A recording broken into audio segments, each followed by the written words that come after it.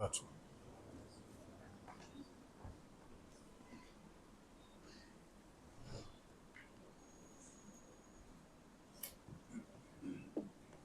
لله رب العالمين.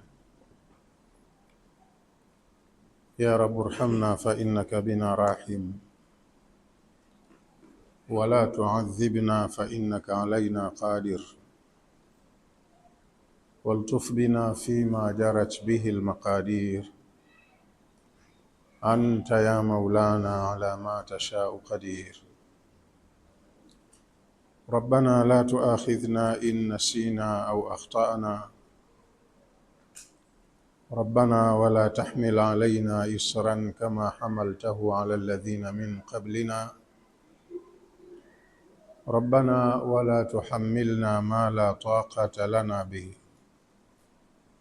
واعف عنا واغفر لنا وارحمنا، أنت مولانا فانصرنا على القوم الكافرين. وأشهد أن لا إله إلا الله وحده لا شريك له، له الملك وله الحمد يحيي ويميت وهو على كل شيء قدير. وأشهد أن محمدًا عبده ورسوله،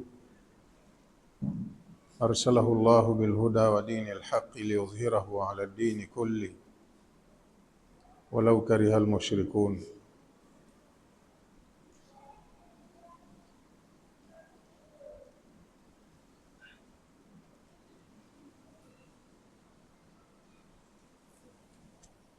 بسم الله الرحمن الرحيم. أجعلتم سقاية الحاج وعمارة المسجد الحرام كمن آمن بالله واليوم الآخر وجاهد في سبيل الله لا يستوون عند الله والله لا يهدي القوم الظالمين. الذين آمنوا وهاجروا وجاهدوا في سبيل الله بأموالهم وأنفسهم أعظم درجة عند الله وأولئك هم الفائزون. يبشرهم ربهم برحمة منه ورضوان وجنات لهم فيها نعيم مقيم خالدين فيها أبدا إن الله عنده أجر عظيم.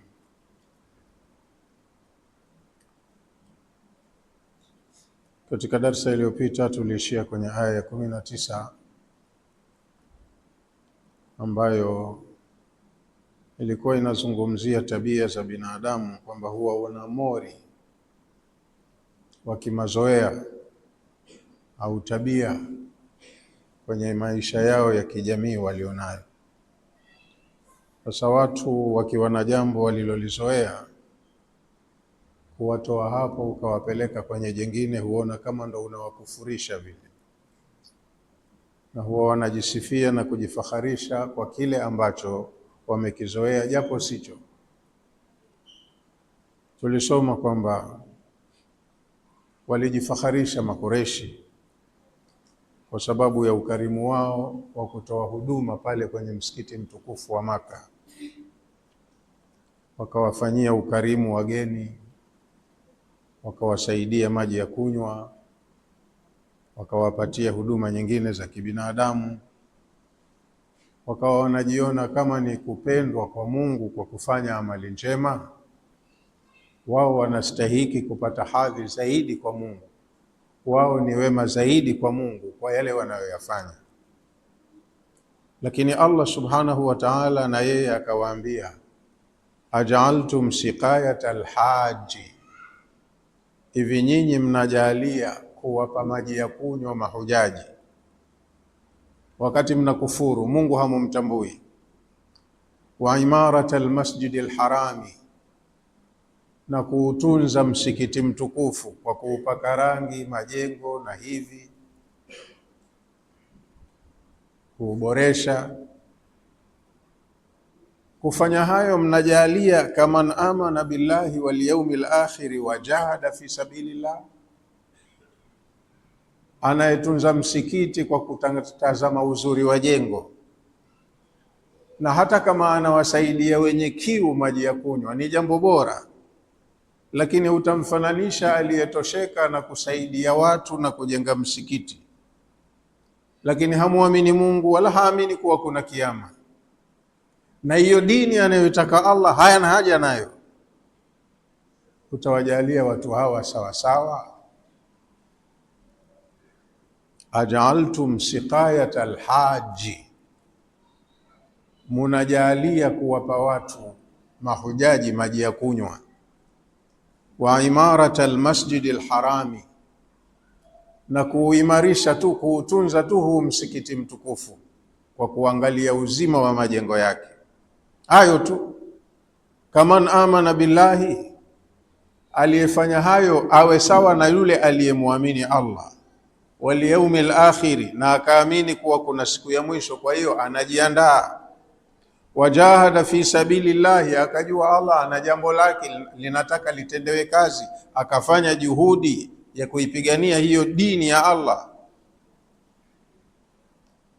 Allah mwenyewe akasema, akatoa jawabu, la yastauna inda Allah, hawawi sawasawa wanaoimarisha majengo na kutoa huduma za kibinadamu bila ya kumwamini Mungu na siku ya mwisho na kulipa kipaumbele lile alilolipa mwenyewe Allah. Hawi sawasawa na mtu aliyeamini Mungu akaamini siku ya mwisho na lile analolipenda Allah akalishughulikia. Hawa hawawi sawasawa, la yastauna inda Allah, watu hawa hawawi sawa mbele ya Allah. Wallahu la yahdi alqauma adh-dhalimin, na Allah hawaongozi wakafikia kwenye mafanikio watu wanaoishi kwenye dhulma. Wanafanya dhulma alafu wenyewe wanajiona wako sawa na wanategemea kheri kwa Allah. Wallahu la yahdi alqauma adh-dhalimin, Allah hawaongozi, hawafanikiwi watu wanaodhulumu. Na dhulma kubwa kwa mujibu wa siyaki ya aya ni shirki. Hawa walikuwa hawamwamini Allah mmoja peke yake, na hawaamini kuwa baada ya kuondoka duniani kuna maisha mengine, kwa hiyo hawaamini akhira. Na Allah kaleta dini yake hapa, wao pia wakawa wanaipinga, lakini bado wanajiona wao ndo watukufu mbele ya Allah kuliko waumini. Sasa aya ya 20 inafafanua hiyo ya 19 iliyomalizika. Alladhina amanu, hayo makundi mawili, hizo aina mbili za watu zilizoambiwa si sawa sawa.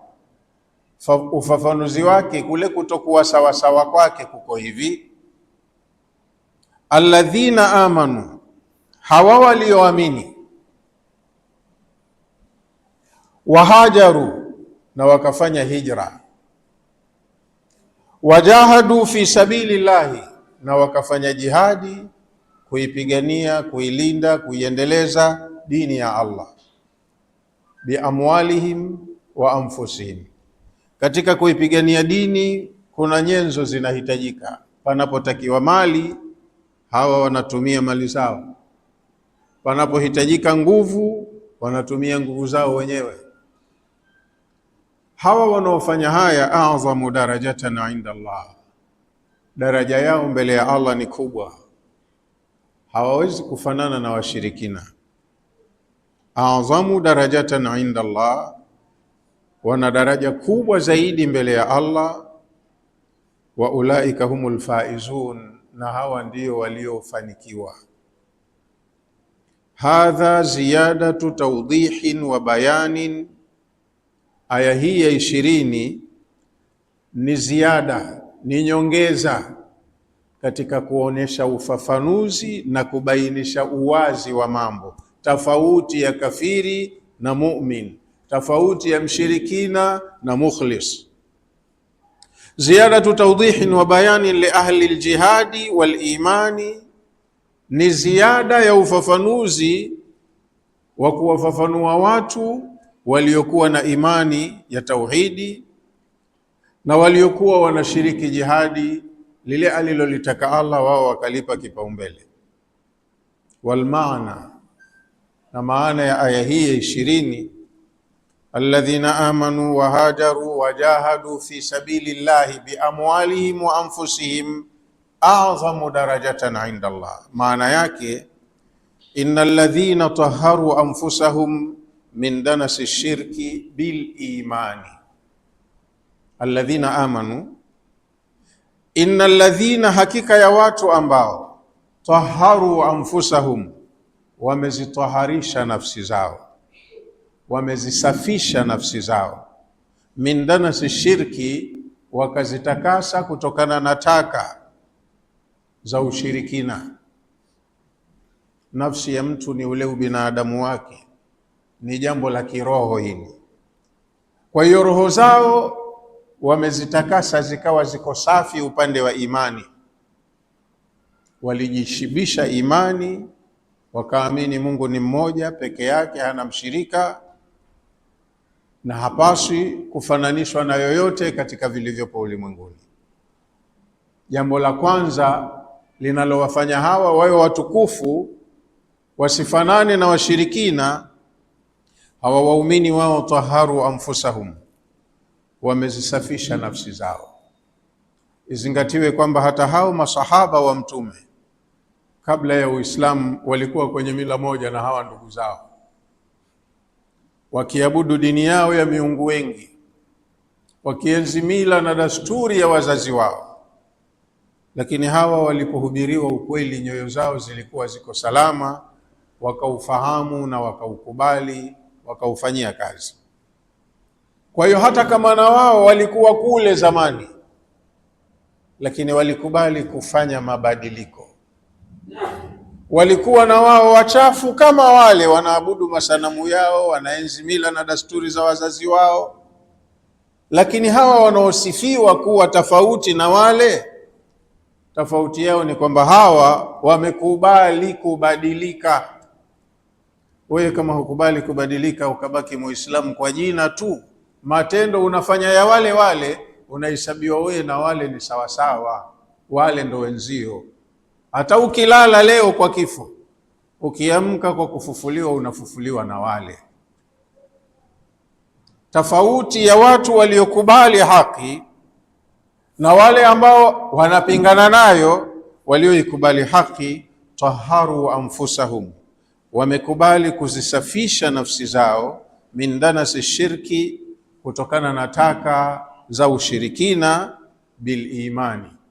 Kitu walichotumia kutaharisha nafsi zao ni imani. Wamehubiriwa imani, wakaikubali imani.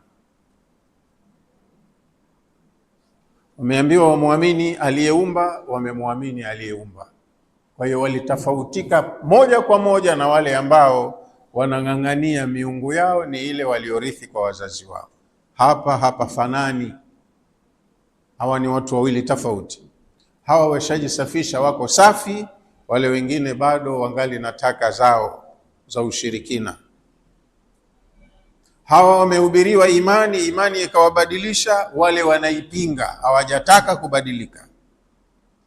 Hawa ni watu wawili tofauti. La pili linalowatofautisha waumini wao, wataharu abdanahum bilhijrati min alautani, wameitaharisha na miili yao. Wamezitaharisha kwanza nafsi zao, ambayo ni amali ya kiroho, wakajaza kwenye nafsi zao imani. Wataharu abdanahum, wakataharisha na viwiliwili vyao, bilhijrati, kwa kuhama.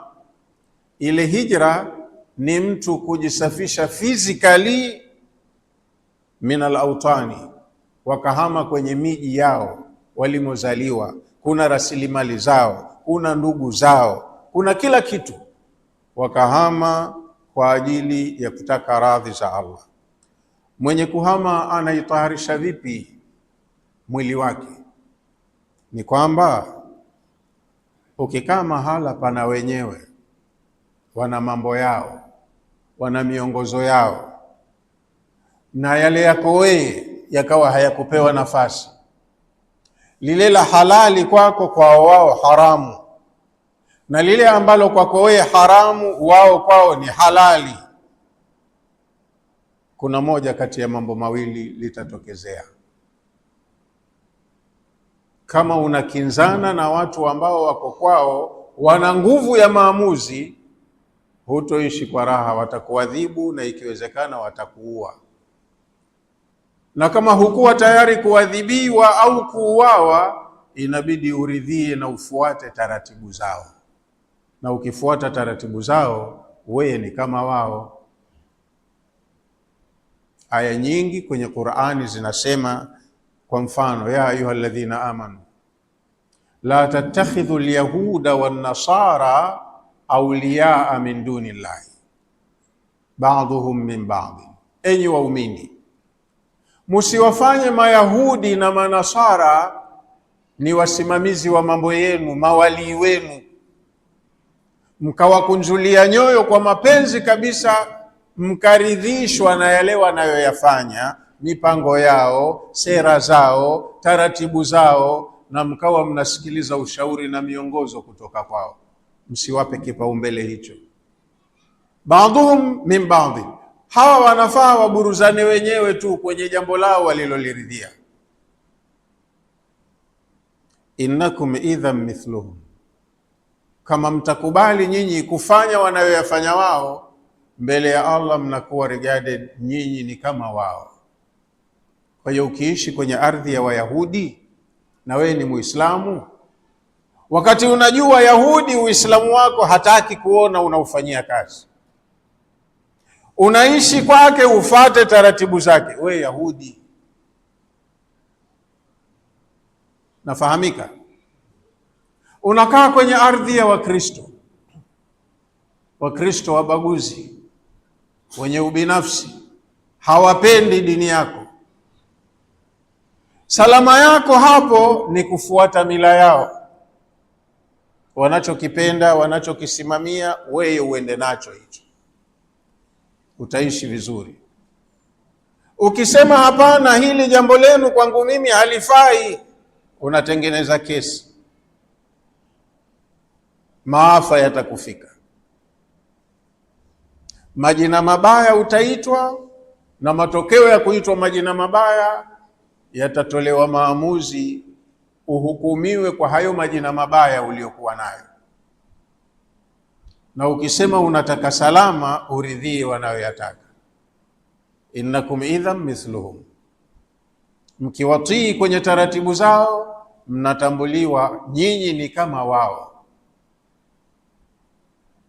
Sasa kwa muda wa miaka 13 ya utume pale Maka, Mtume alikuwa hana sauti, alikuwa hana nguvu ya kukisimamia hata kile anachokitangaza pale Maka, kwa sababu pana utawala wa watu, pana wenyewe. Na ndio maana anayesikilikana kasilimu, kamuunga mkono Muhammad, yanamfika ya kumfika, na Mtume alikuwa hana uwezo wa kufanya maamuzi magumu, sipake pana wenyewe na wana nguvu.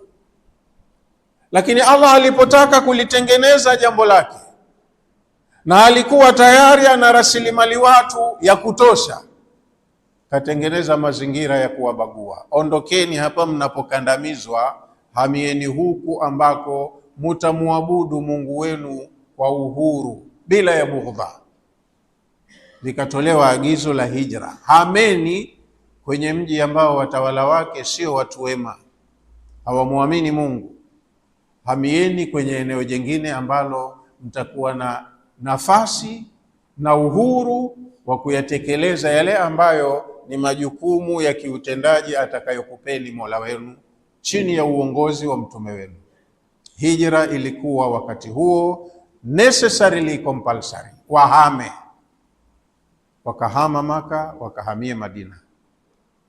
Na wengineo waliokuwa kando na mji wa Maka, nao wanaodhalilishwa huko kwao, wakahama makwao, wakahamia Madina.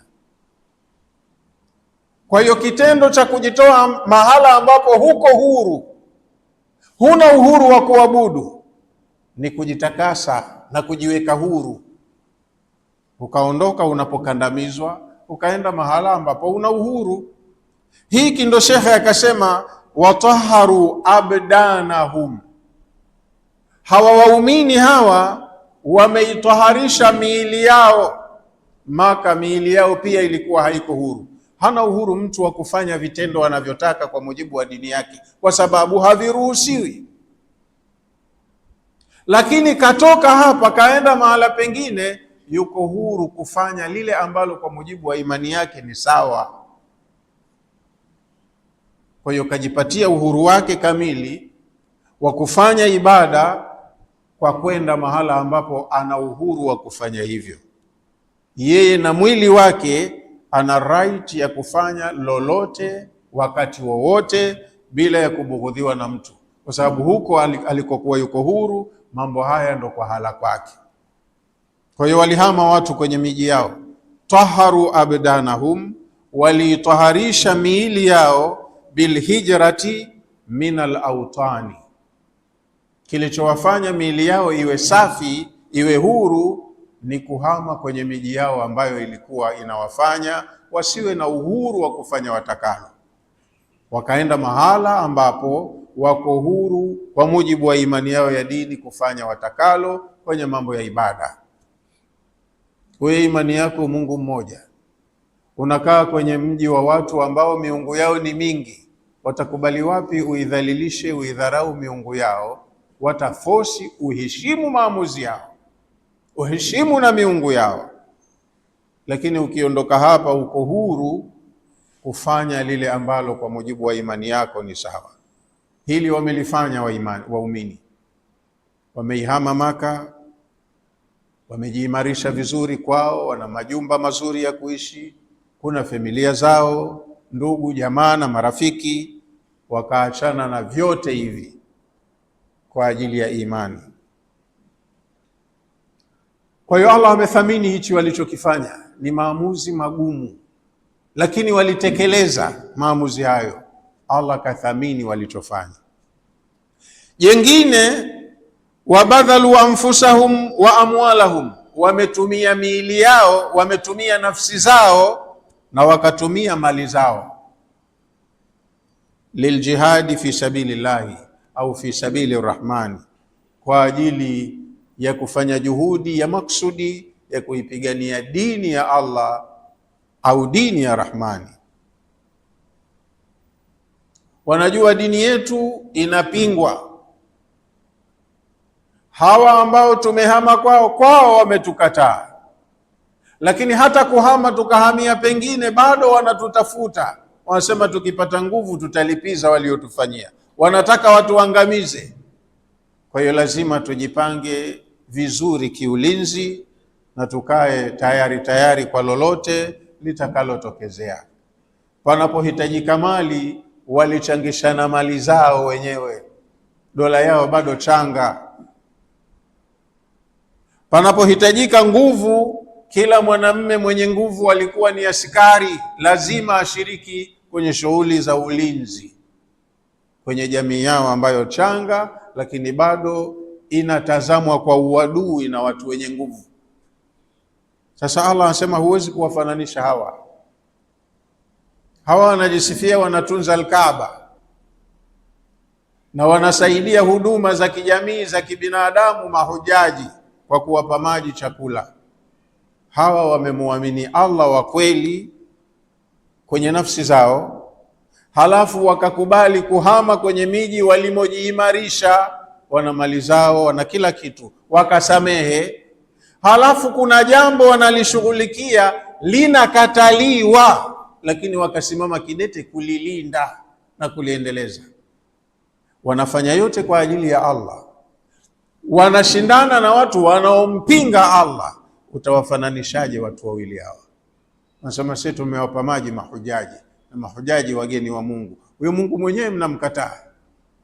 Sasa wewe unayemkataa Mungu na anayemkubali, nani anakuwa na thamani? Ndio maana Allah akafafanua thamani ya waumini, ziada ya thamani yao kaieleza hapa.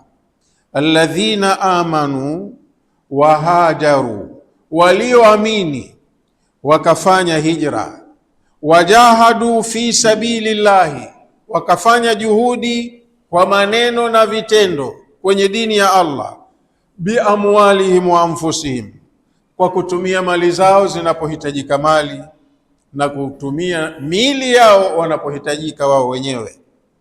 fi sabilillahi, katika kuipigania, kuienzi, kuilinda na kuiendeleza dini ya Allah. Wametoka kwenye miji yao wakasafiri wakaenda kwenye miji ya mbali kulingania dini. Haulai almuttasifuna bil awsafi aljalila, hawa watu waliosifika na sifa hizi tukufu, adhamu ajran, hawa wana ujira mkubwa mbele ya Allah.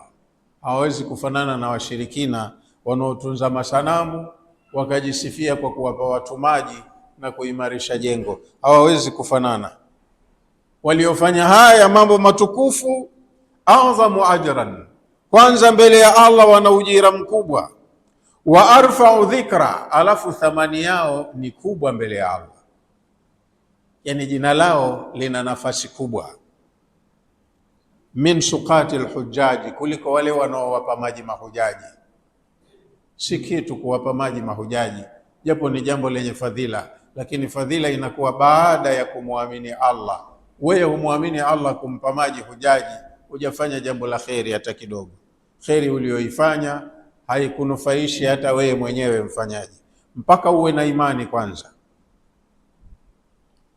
Waliofanya matukufu hayo, arfa'u dhikra wa a'zamu ajra, wana ujira mkubwa na jina lao limetukuka ni kubwa. Min suqati alhujaji au min suqati alhaji, kuliko wale wanaowapa maji mahujaji. Wa umari almasjidi alharami, na wale wanaoujenga wakautunza msikiti mtukufu. Wa hum billahi mushrikun, wanawasaidia mahujaji na wanautunza msikiti mtukufu, lakini wakiwa washirikina, hawataki kumpa sifa zake Allah subhanahu wa ta'ala. Chini ya la ilaha illa Allah, hakuna anayestahiki kuabudiwa kwa haki ila Allah. Wanafanya mambo wanayosema ya Allah, lakini Allah mwenyewe hawamwamini. Wanamshirikisha na vitu ambavyo havistahiki hata kushirikishwa navyo. Wa ulaika humul faizun, na hawa waliofanya mambo matukufu ya imani, jihadi, hijra, hawa ndio waliofaulu mbele ya Allah. Wametumia dakika zao chache duniani vizuri na wakafanya matendo ambayo malipo yake ni makubwa siku ya malipo, na yatawaweka katika nafasi tukufu kwenye firdausi ya daraja za juu. Kazi waliofanya duniani ni kubwa. Baada ya imani wakafanya hijra, wakashiriki jihadi, hawa mbele ya Allah wana thamani kubwa mno, huwezi kuwafananisha na washirikina. Wa ulaika humul mukhtasuna bil fawzi al azim fi jannati naim, ni hawa tu ambao baada ya imani wakaifanyia na vitendo. Hawa ni mahsusi walioteuliwa kuwa ndio waliofuzu, watapata mafanikio makubwa fi jannati naim, kwenye pepo yenye neema. Huendi kwa kuteuliwa tu kwa sababu wewe ni mtu wa kabila tukufu, basi watu wa kabila tukufu wapelekeni mahala patukufu. Ni matendo matukufu baada ya imani ya kumwamini Allah ndio yanayokufanya uende mahala pema. Sasa hawa ambao wameamini wakafanya hijra na wakashiriki jihadi, Allah anasema yubashiruhum rabbuhum birahmatin minhu wa ridwani, toka duniani Mola wao anawabashiria. Bishara inakuwa ni habari njema. Yubashiruhum rabbuhum, Mola wao anawabashiria, birahmatin minhu, kwamba watapata rehma inayotokana naye Allah subhanahu wa ta'ala, wa ridwanin, na Allah atakuwa yuko radhi nao. Kawarehemu alafu yuko radhi nao, kawawia radhi. Wana radhi ya Allah waumini waliofanya hijra na wakashiriki jihadi, hawa Allah yuko radhi nao. Wengine ambao hivi vitu wamevibeza hawana radhi ya Allah. Yubashiruhum rabbuhum, anawabashiria waumini muhajirina alafu mujahidin, Mola wao anawabashiria birahmatin minhu, anawabashiria rehema inayotokana naye, kawarehemu. Kurehemewa ni kutolewa kwenye maafa ukapelekwa mahala salama. Ulikuwa uende motoni, Mola wako kwa sababu ya nyenzo alizokupa umefanikiwa kutoka kwenye njia ya motoni ukaenda peponi. Hiyo ni rehema ya Allah. Hawa wametangaziwa fursa, wakaikubali ile fursa, ikawavua au ikawatoa fursa. Watakuwa ni watu wema, japo historia yao zamani walikuwa wabaya. Wamerehemewa, kule kubaya wametolewa, sasa hivi wanaangaliwa vingine na wana jina jingine kabisa. Yubashiruhum rabbuhum, anawabashiria watu hawa wema Mola wao, birahmatin minhu, anawabashiria kupata rehma zake, rehma zinazotokana naye Allah. Hata kama walimshirikisha mwanzo, lakini kwa sababu wamekubali kujirekebisha, wamebadilika, Allah na yeye kawabadilishia. Hatowatazama kwa mtazamo wa amali zao za zamani, anawatazama kwa mtazamo wa amali zao mpya baada ya imani na walichotenda. Waridwanin, halafu anawabashiria kwamba karidhishwa na walioyafanya, wamefanya maamuzi muafaka ya kuacha ushirikina wakamkubali Mungu mmoja. Na hii ndo ishara ya rehema za Allah subhanahu wa ta'ala, Ar-Rahmanur Rahim. Kufuru kadiri utakavyokufuru, fanya maasi unayoyajua wewe, lakini fursa ipo maadamu bado uko hai. Ukiitumia fursa ya kutubu makosa yako, ukarekebisha tabia yako, Allah akiridhishwa na toba yako, akikusamehe, hakuangalii historia yako nyuma, anakuangalia kuanzia siku uliyosema nimekoma, sirudii tena. Basi wewe itakuwa ni mtu uliyerehemewa, kama alivyosema, qul ya ibadi alladhina asrafu ala anfusihim, sema ewe mtume, waambie watu, waambie mimi Mola wao nasema hivi, enyi waja wangu ambao mmepitiliza, mmechupa mipaka katika kuzidhulumu nafsi zenu, mmefanya israfu. Israfu ni fujo ya matumizi. Mmepindukia viwango katika kumkosea Allah. La taqnatu min rahmatillahi, msikate tamaa na rehema za Allah. Hawa si wamebashiriwa rehema na radhi? Basi enyi waja wangu, hata mlio hai leo, ambao mnajihisi mmepindukia mipaka ya kufanya israfu, fujo katika maasi ya kumwasi Allah, la taqnatu min rahmatillahi, msikate tamaa na rehema za Allah. Inna Allaha yaghfiru dhunuba jamia, Allah anasamehe madhambi ya aina zote, hayo ya ushirikina, mauaji, dhuluma, kila aina ya baya unalolijua. Madam fursa bado ipo, itumie. Mkabili Mola wako, mwambie Mola wangu, nimekukosea sana na sina uwezo wa kuja kwako ukiwa umenikasirikia, naomba unisamehe, nimetubu makosa yangu, sirudii tena. Kama ahadi yako ni kweli, akiridhika Allah hurudii tena, anakusamehe yote ya nyuma, unaanza upya. Lakini kuna watu wanafanya makosa, wanayarudia rudia tena, nasaha hawakubali, hii kutubu pia hawataki, mpaka mauti yanawakuta. Hasa wewe mwenyewe ukenda hivyo vibaya, itakuwa hili ni chaguzi lako mwenyewe, umejichagulia huo ubaya. Lakini fursa zipo. Hawa waliotangaziwa bishara ni kwamba wametumia fursa, na wao walikuwa huko huko, lakini kwa sababu akili zao ziko salama, walipoaridhiwa imani wakajua thamani yake, wakaamini. Waliyemwamini akitoa orders, maagizo yake, wanakubali kutekeleza.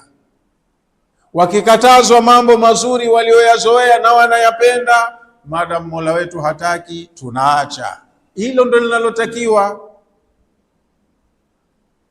Ukiliweza hilo, mbona mambo yako mazuri, unaenda mahala pema, na mizigo yote uliobeba huko nyuma ulikotokea unatuliwa, unasamehewa. Yubashiruhum rabbuhum birahmatin minhu, Mola wao hawa watu wema anawabashiria rehema kutoka kwake, kutoka kwa Allah.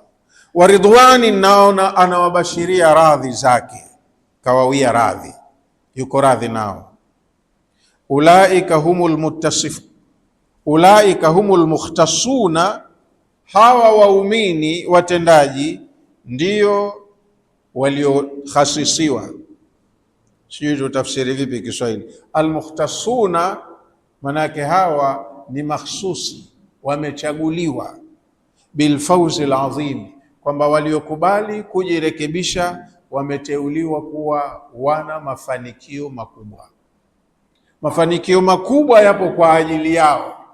Walikuwa wakosefu kama wale, lakini hawa wasema tutafanya hivi mpaka lini, wakajirekebisha. Hawa Allah kawapa ikhtisasi ya kuwa wao ni wenye mafanikio makubwa, fi jannati naim, kwenye pepo zenye neema. Walikosea lakini alafu wanaenda peponi. Wa jannatin lahum fiha naimun muqimun, wamebashiriwa pepo ambayo kumewekwa huko peponi kwa ajili yao neema za kudumu. Wa jannatin, yani ubashiruhum rabbuhum jannatin, Mola wao anawabashiria pepo, wataingia peponi. Lahum fiha, wameandaliwa watu hawa huko peponi, naimun muqimun, neema za kudumu. Zimezungumzwa kwenye Qur'ani kwenye sura mbalimbali, neema za peponi.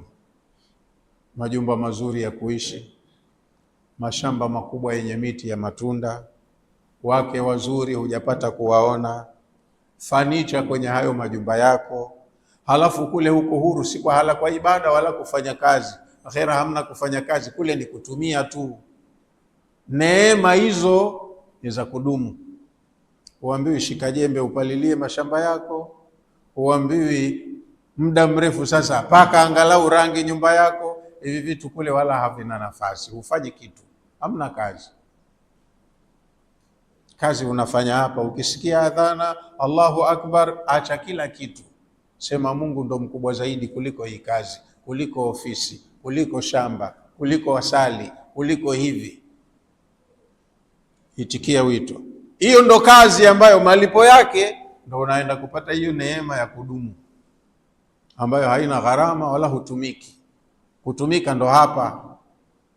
Acha kila kitu, umwabudu Allah kwa ikhlasi kabisa, aridhike mja wangu anachokifanya kweli ananifanyia mie.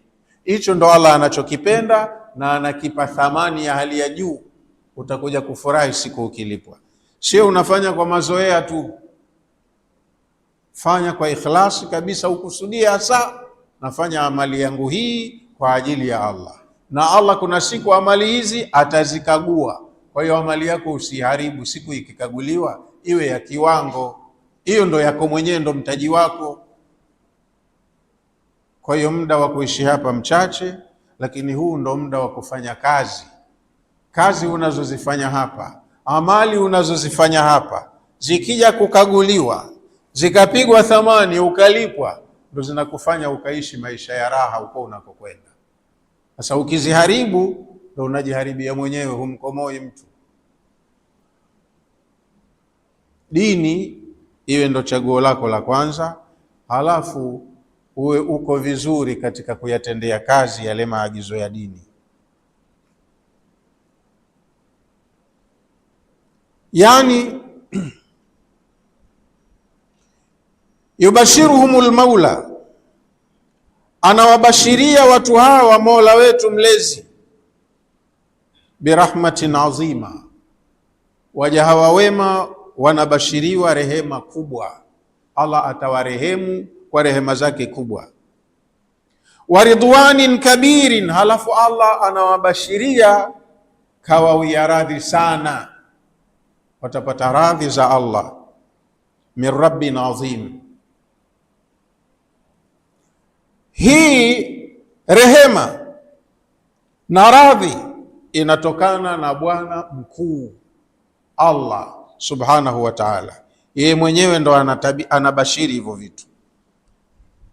Baada ya rehema na radhi za Allah, Anabashiri pia Allah wa jannati lahum, anawabashiria pepo ipo kwa ajili yao, wale waumini waliofanya hijra wakapigana jihadi kuisimamia dini, dini iweko kwenye maisha ya watu, watapata jannati naim.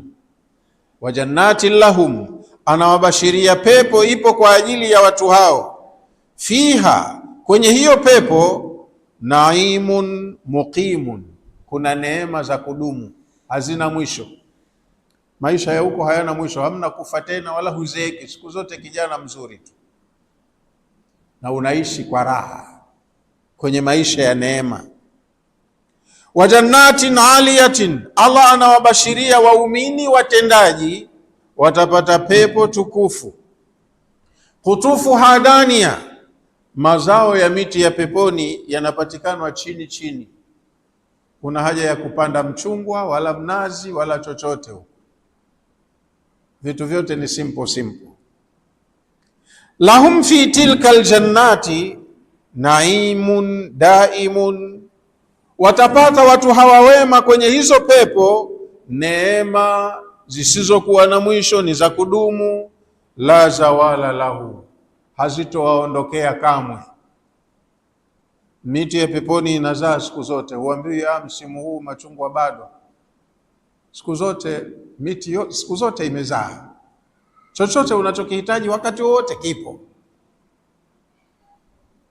La yazulu la zawala lahu, neema za peponi haziondoki, zipo constantly permanent. Mathalul jannati allati wa'ida almuttaqun, mfano wa hiyo pepo ambayo wameahidiwa wacha Mungu. Ukuluha daimun, vyakula vyake viko siku zote, daima vyakula vimo mashambani. Wa dhilluha, na kivuli peponi kiko siku zote, saa zote. Hakuna wakati utaona jua kali lainda mpaka uvue nguo ujipepee. La yarauna fiha shamsan wala zamharira, watu wakishaingia peponi hawatakuja na kipindi wakaona jua kali linatishia amani, wala hakuna vipindi vya baridi tena, lazima watafute mablanketi, watafute heaters na hivi. Hali yake ya hewa imekadiriwa moderate saa zote za mwaka.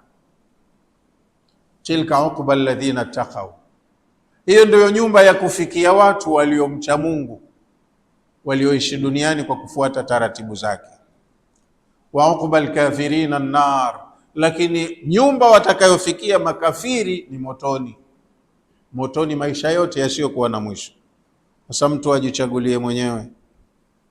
Khalidina fiha abada, hawa wa peponi wakishaingia huko watakaa humo peponi milele kwenye raha zao ambazo hazitoweki. Na wa motoni vile vile hali kadhalika, wakishaingia huko motoni watakuwa huko khalidina fiha abada.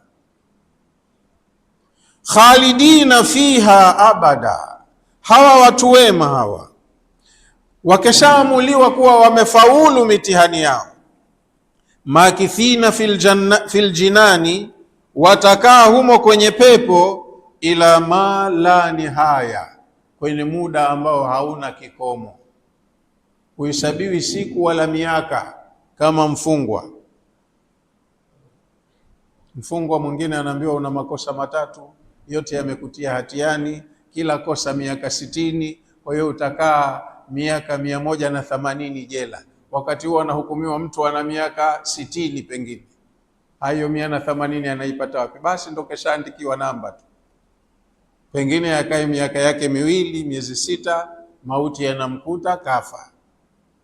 Lakini huku tunakokwenda kufa hakuna tena. Kama ni wa adhabu ni adhabu milele, na kama ni wa raha ni raha milele. Anakaa milele fil jinani, kwenye pepo, ila ma la nihaya, kwenye muda ambao hauna mwisho. Siku zote yupo kijana, ana afya, hakuna kuumwa huko, maisha tu unastarehe faraha zako. Inna Allaha indahu ajrun azim, hakika Allah mbele yake huko kwenye ufalme wake, kwa wale waliomtumikia, waliotenda kwa ajili yake, ameweka huko mbele yake ujira mkubwa kwa watumishi waliofanya vyema. au walioamini na wakatenda kwa mujibu wa imani yao. Inna Allaha indahu ajrun azim, Allah mbele yake tukirudi huko kuna malipo makubwa kwa waliotenda vyema. Allah atuwafikishe kufanya hayo mema na tuyafanye kwa kiwango, yawe mazuri na ujira ukawe mkubwa. Ai, maana yake inna Allaha indahu ajrun azim, bimaana thawabuhum inda Allahi azimun, malipo yao kwa zile amali walizofanya duniani yatakuzwa, yatakuwa ni makubwa. Allah kasema moja lililofanywa kwa 10, kima cha chini. Kadiri ukifanya vizuri zaidi, thamani ya kazi yako inaongezeka. Unaweza ukafika mpaka 1 kwa 700 na mwingine anazidi hapo 700. Kwa hiyo kwa Allah kuna malipo makubwa. Umefanya amali yako kiuzembe mbaya mbaya, kima cha chini kama karafuu tuseme ile mpeta, basi 1 kwa 10. Ikiwa nzuri inategemea kiwango cha ubora wake, daraja la kwanza, la pili, la tatu, hivi unalipwa kwa mujibu wa thamani ya kazi yako. Kwa hiyo ukifanya hizi ibada zako zifanye vizuri, mkaguzi anaona vizuri, anazipiga thamani. Kadiri ukifanya vizuri ndo thamani ya malipo yako inakuwa kubwa, na thamani ya malipo ikiwa kubwa, nafasi yako, daraja yako ya kwenda kukaa peponi inakuwa ya hali ya juu. Thawabuhum inda Allahi azimun, malipo yao watu wema waliotenda hayo mema mbele ya Allah yatakuwa ni makubwa. Tujizul uqulu an wasfihi, akili haziwezi kutoa mfano, kusifia, kutengeneza wasifu. Malipo yake ni kama haya. Hiyo daraja ya juu peponi iko kama hivi, hakuna mtu anaweza kusifia. Kuna hadithi iko katika Riyadhus Salihin, inapatikana kwamba Bukhari kaisimulia hadithi hiyo, nasema Nabii Musa alimuuliza Allah siku moja, ya Allah, mtu mwenye kima cha chini peponi unamlipaje? Allah akamwambia, mfano wa hii dunia yenu mara 10. Yaani dunia sasa hivi si unaiona ina mabara haya 6 sijui, na kila bara lina manchi tele na kila nchi ina mtawala wake. Sasa hii ardhi yote hii ndo malipo ya mtu wa kima cha chini, yule alofanya ovyo ovyo, lakini baada ya kupimiwa mazuri yake yamekuwa mazito kuliko mabaya yake, ndo analipwa kama hii dunia mara 10 mfano wake, kima cha chini. Ujue kwamba Allah ni tajiri. Watu kwa matrilioni yao tangu wa mwanzo mpaka wa mwisho, kila mmoja analipwa kama hii dunia, na inaboreshwa mara 10. Sasa hivi dunia ina wafalme wengi, siku hiyo inakuwa hii ni ya mtu mmoja, na kila mtu mwingine ndo anapata zaidi ya hapa. Hii unaambiwa ni kima cha chini, kama ardhi yetu hii mara 10.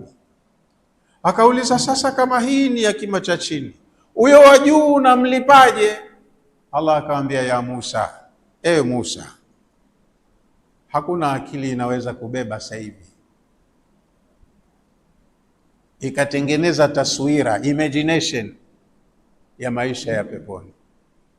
Lakini kwa ufupi akaambiwa, inni a'adadtu liibadi as-salihin, mimi nimewaandalia waja wangu wema walioamini na wakatenda, ma la ainu ra'at, nimewaandalia mambo huko akhera ambayo hakuna jicho limepata kuona, wala udhunun sami'at, wala hakuna sikio lililopata kusikia. Hadithi hizi kama aya tunasoma na tunasikia, lakini huwezi kutengeneza picha iko kama hivi, huwezi. Wala khatara ala qalbi basharin qattu, na mambo ya huko peponi kwa watu wema wa kiwango waliofanya vizuri hayazingatii kisa hivi kwenye moyo wa binadamu. Hata wewe uwe mtume huwezi kupata hiyo picha. Subiri mambo, wakati ukifika utakuja kuona uhalisia huko baadaye. Lakini haya ni mambo hayawezi kupatikana taswira yake kwa sasa. Mifano, Allah anaongea nasi kwa lugha ya mifano ya vitu tulivyovizoea, na wakati mwingine hutaja na majina ya vitu tunavyovijua. Peponi kuna hichi, kuna hichi, kuna hichi, lakini ni mujarradi wa jina tu, hakifanani hicho cha huko na hichi unachoambiwa. Imeeleweka hiyo eh?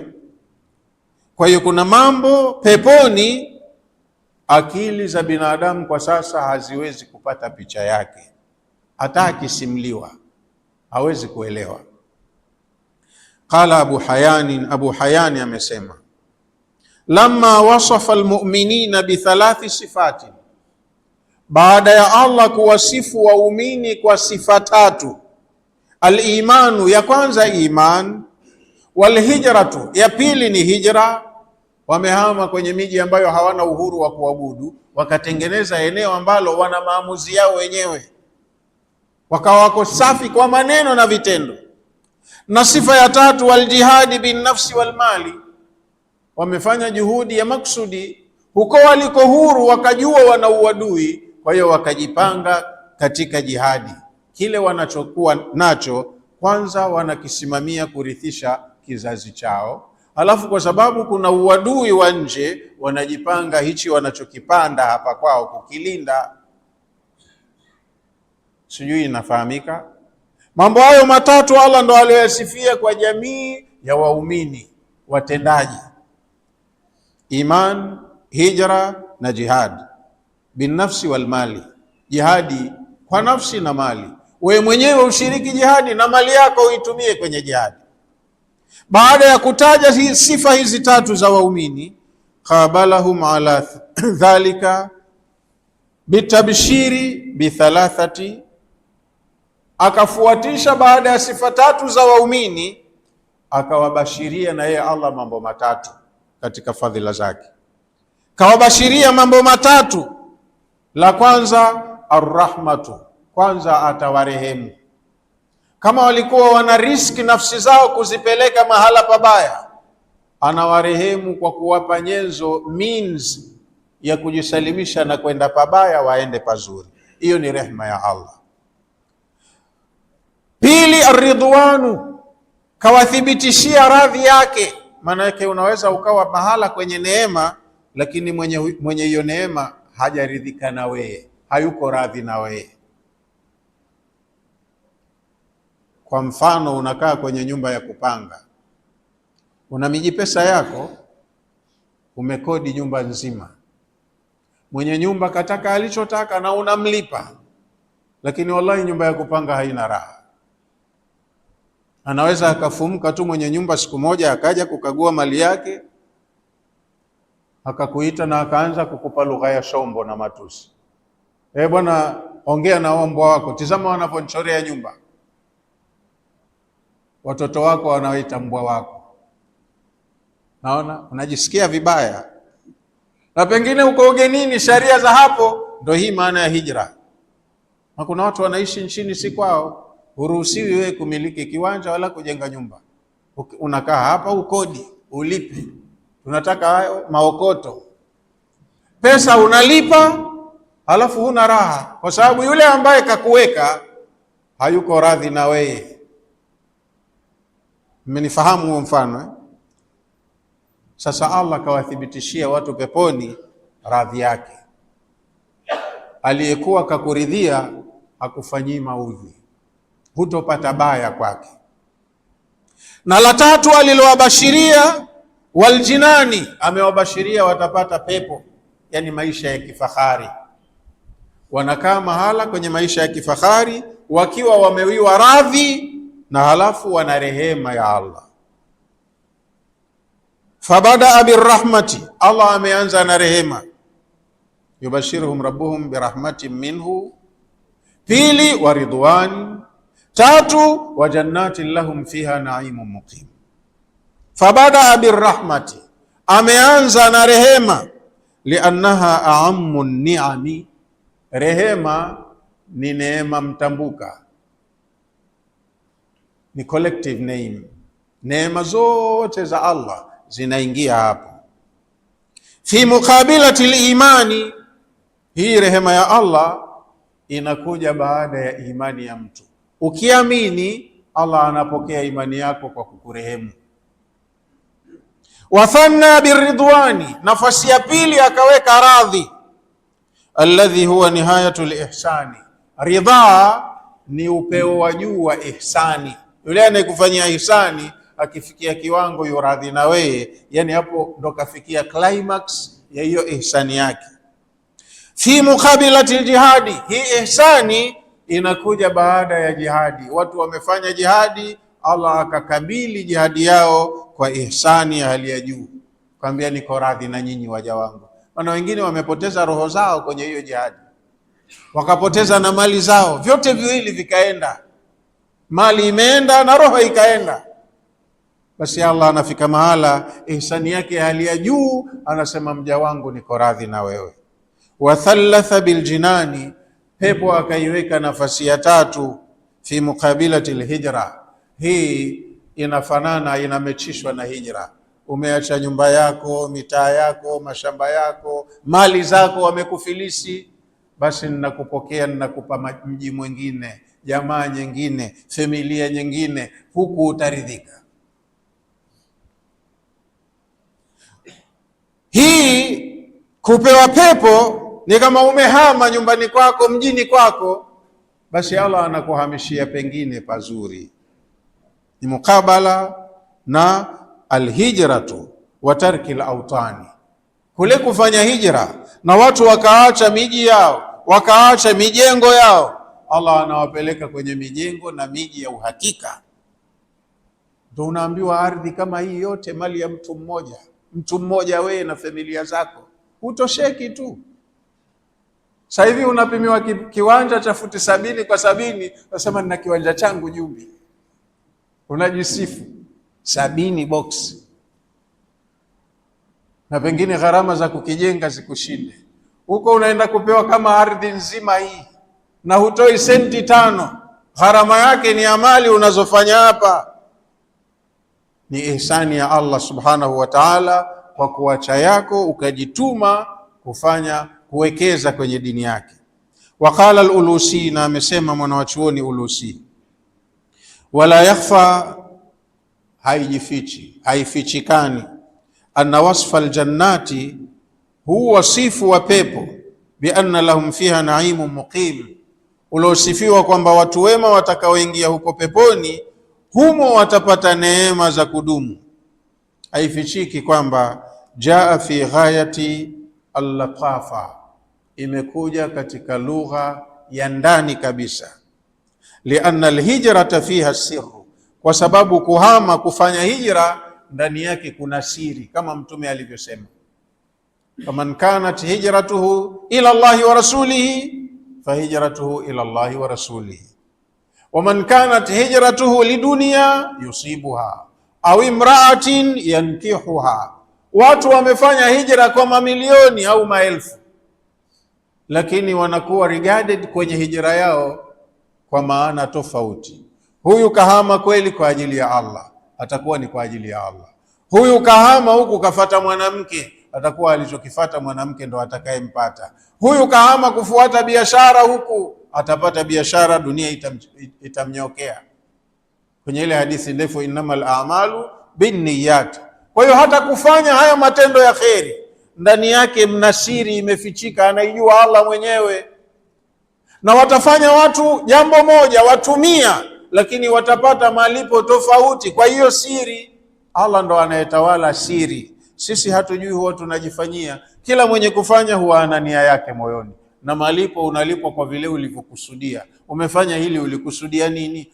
Mimi nilihama kwa sababu nilikuwa kule sina fursa nzuri za biashara. Ilipokuja hii fursa ya kuhama huku, nikajua kwa mtaji nilionao huku mimi nitatoka kimaisha. Kwa hiyo lengo lako ni dunia, utapata.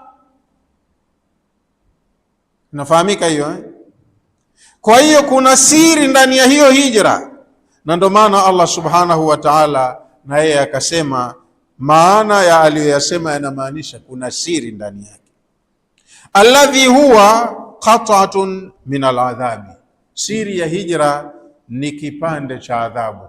Mtu kuhama kwenye mji wake alipopazoea, anajulikanwa, akaambiwa hama hapa, hamia kwa hala fulani, huna ndugu, huna jamaa, kama umeadhibiwa vile.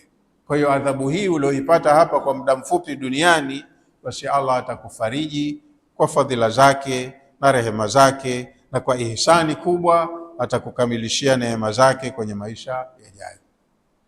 Kwa kumalizia darsa yetu kwa leo, Mtume sallallahu alayhi wasallam anasema idha udkhila ahlul jannati aljannata wa ahlun nari nara, wakishaingizwa watu wa peponi peponi na watu wa motoni motoni, pale uwanja wa hisabu peshamalizika kazi, hukumu zimeshafanyika, watu wote weshakaa kwenye makazi yao. Wa motoni wako motoni na wa peponi wako peponi, hukumu imekwisha. Sayaqulu Allahu li ahli aljanna, Allah atawauliza watu wa peponi, ya ahla aljannati, enyi watu wa peponi, hal raditum, hayo mlioyakuta huko peponi mmeridhishwa nayo? Ya ahla aljanna, enyi watu wa peponi, hal raditum, mumeridhia? Watauliza na wao kwa mshangao, ya rabbana, Mola wetu mlezi, hal la adkhaltana aljanna, kwani si ushatuingiza peponi? Hal la taghfira lana dhunubana, kwani si umetusamehe dhambi zetu? Watauliza, kwani si umetufanyia hili na hili na hili na hili na hili, kwa nini tusiridhike? Watahesabu mambo mengi waliofanyiwa, yote mazuri, na mengine wamepewa kwa kiwango ambacho hata wao wenyewe hawakutarajia. Umetufanyia haya, kwa nini tusiridhike Mola wetu? Allah atawauliza tena, awala u'tikum akbara min dhalikum, hampendi nikupeni jambo kubwa zaidi kuliko yote hayo mliopata? Awala u'tikum akbara min dhalikum, sikupeni lililokuwa kubwa kuliko hayo mnayojivunia? Watashangaa pia watu wa peponi, ya Allah, ya Rabbana, wa ayu shay'in akbaru min hadha, kuna kitu gani tena kikubwa kuliko neema zote hizi? Yani mimi mtu mmoja nimepewa ardhi yote hii kubwa, ina majengo, ina miji ndani yake. Yani mke fulani yuko pale, mwingine yuko kule, wake wengine wako huko, we unatembea kwenye ardhi yako kwa raha zako. Una mashamba ya kila aina ya miti ya matunda, maua ya bustani na kila kitu, unatembea kwenye ardhi yako, halafu uko huru, hubughudhiwi na mtu. Haingii mtu mwingine akatafuta kiwanja hapo, kila mtu ana maeneo yake.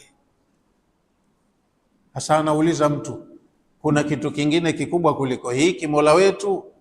Allah atawaambia naam, kuna kikubwa kuliko neema mlizo nazo. Kipi? Atawaambia, alyawma uhillu lakum ridwani fala askhatu alaykum abadan, leo nimekuhalalishieni radhi yangu, yani kuanzia leo niko radhi na nyinyi waja wangu mliofanya mitihani mkafanikiwa kuingia peponi, na kuthibitishieni niko radhi na nyinyi, na kuanzia leo sitawakasirikia kamwe. Haitatokezea siku mimi na nyinyi tukakasirikiana. Hili linamfanya mtu awe huru. Ndio nikatoa ule mfano wa mtu anaishi kwenye nyumba ya kupanga, japo analipia pesa. Kuna siku ngumu anakuja kupewa makavu live, anatukanwa matusi, na halafu anaweza akatukanwa kuambiwa ninakurejeshea chenji yako, hama. Sasa wewe uliishi duniani, inakuja sometimes unakumbuka,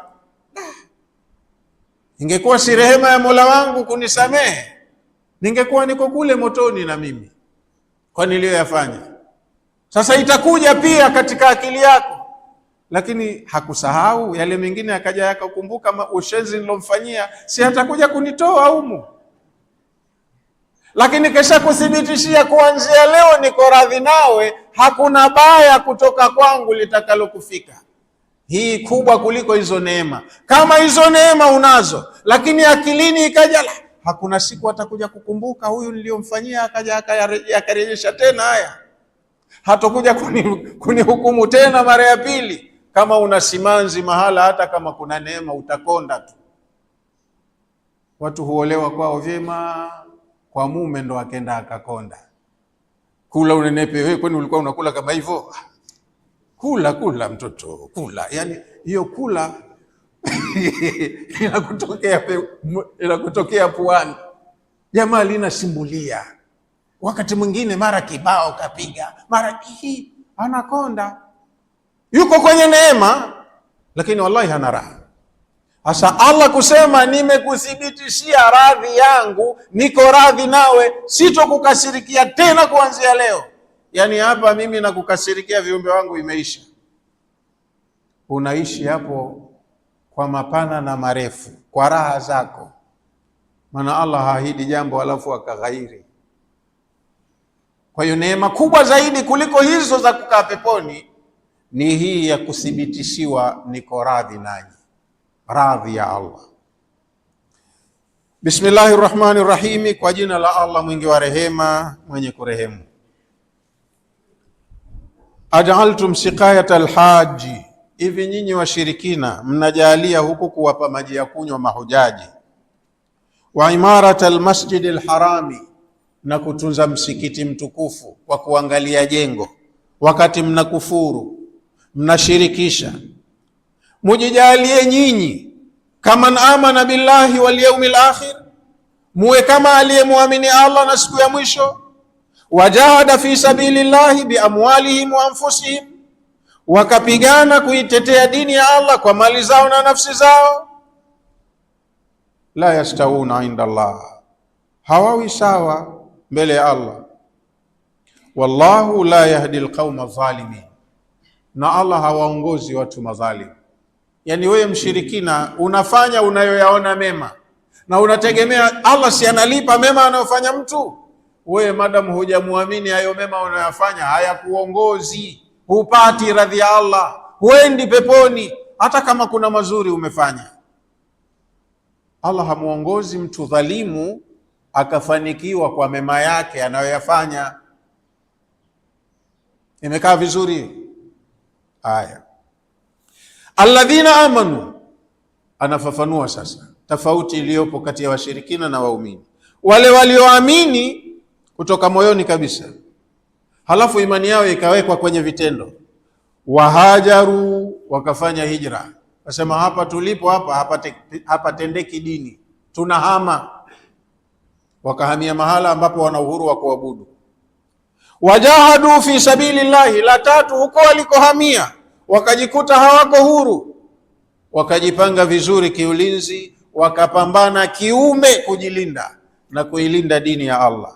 Bi amwalihim wa anfusihim, panapohitajika mali wametoa mali zao kwa ajili ya Allah, panapohitajika ushiriki wao wenyewe wameshiriki kikamilifu kwa ajili ya Allah. Hawa a'zamu darajatan inda Allah, wana daraja kubwa zaidi mbele ya Allah.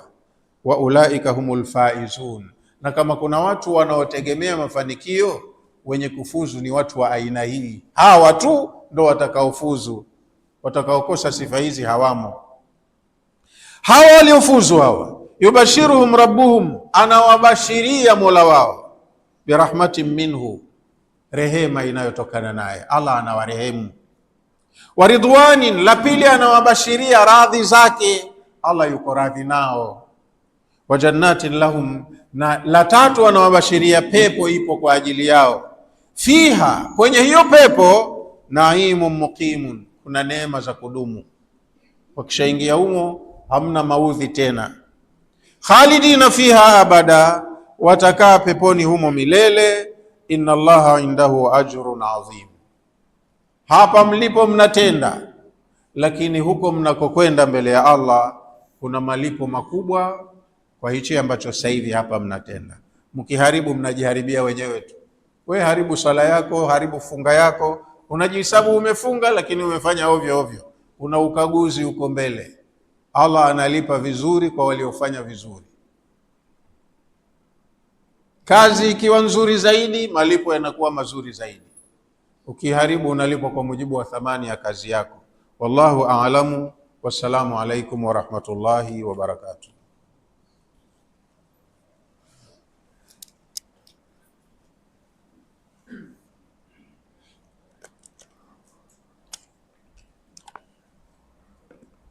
Bismillahir Rahmanir Rahim. Alhamdulillahi Rabbil Alamin. Wassalatu wassalamu ala Rasulillahi sallallahu alayhi wasallam.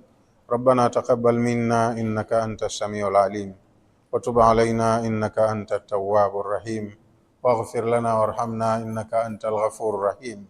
Rabbana atina fid dunya hasana wa fil akhirati hasanatan wa qina adhaban nar waghfir lil mu'minina wal mu'minat wal muslimina wal muslimat الأحياء منهم والأموات برحمتك يا أرحم الراحمين.